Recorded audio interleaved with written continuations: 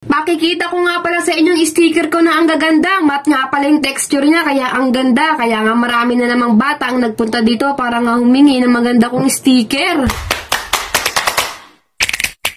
So ayun nga mga ka-homies, tignan nyo nga yung ginawa ni Cassandra sa kwarto ko. Ang ganda nga niya. Tignan nyo, gumawa nga siya ng picture ko gamit nga ang tar papel. Napakalupit nga niya. Kaya ayan, nagdikit siya dito ng sticker wall. Eh ako nga dito nagpintura ng kulay itim. Ang ganda talaga niya mga ka-homies. Ako nagpintura ng itim. Tapos dito naman hindi ko na sinama kasi ito lang naman yung gagawin namin. Kasi ito lang naman yung nakikita ng labas. At ito nga yung mga kalat. Pero ako na nga magliligpit na itong mga kalat. Kasi si Cassandra na nga gumawa ng kwarto ko. Kaya nakakahiya naman kung siya pa rin yung magliligpit ng kalat niya. Kaya ako na lang magliligpit dito para nga hindi na siya mapagod. At dito mga ka-homies, ang dami nga palang kalat na naikalat ni Cassandra. Pero ayan, nililigpit ko na nga siya. At dito naman nakita ko si Cassandra, nagugupit na naman siya para nga sa kabilang dingding meron pa rin siyang madikit na wall sticker. At ito nga pala yung sticker ko na bago na ang gaganda nga niya. Diba mga ka-homies? Matte nga pala yung texture niyan. Hindi tayo nag-glossy ngayon o kaya aluminum. Kasi ang gusto ko nga ngayon parang matte sticker. At makita ko nga tulog si Cassandra dito pagkapasok ko. Kasi tignan nyo, pagod na pagod niya siya sa ginawa niya. At naaawa nga po kasi tignan nyo, pagod na pagod siya. Feel na feel niya nga yung damig ng kwarto namin. Grabe, antok na antok nga siya. Parang anti lang naman yata yung ginawa niya. Pero bakit parang napagod siya? Nakakainis, tignan nyo, antok na antok siya. Ito nga pala kasi yung ginawa niya. Sino ba naman kasi hindi aantukin dyan? Ang ganda nga kasi ng gawa niya. Pinaganda niya palalo yan. Imbis na mas maganda, pero pinaganda niya pa. Kaya nga lumabas ako para nga bilan siya ng putlong. Tignan nyo, dito nga pala ako sa Forisil mga ka-homies. Kasi bibilan ko nga siya ng putlong. Kasi kawawa naman, pagod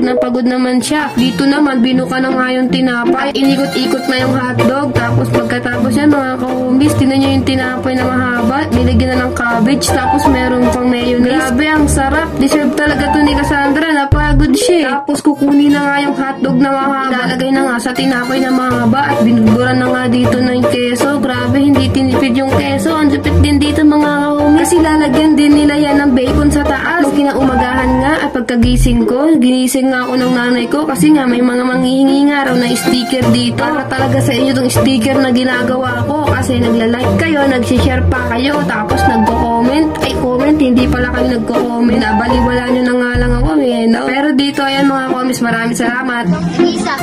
Tag-iisa na kasi. Yung dalawa sa'yo, tag-iisa.